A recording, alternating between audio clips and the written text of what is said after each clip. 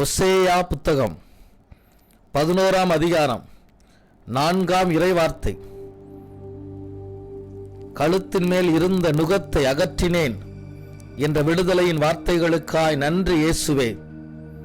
இயேசு ஆண்டவரே, மக்கள் படக்கூடிய பாடுகள், அவர்களை அழுத்தி கொண்டிருக்கும் பொருளாதார தடைகள், கடன் சுமைகள், வியாதி வருத்தங்கள், உறவு சிக்கல்கள் என சகலவிதமான நுகத்தையும் எடுத்து போடுவீராக. மனதிற்கு மகிழ்ச்சியை அளிப்பீராக.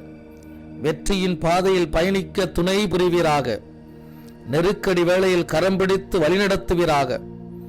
மனதில் துணிவையும் சவால்களை எதிர்கொள்ளக்கூடிய ஆற்றலையும் வழங்கிடுவீராக.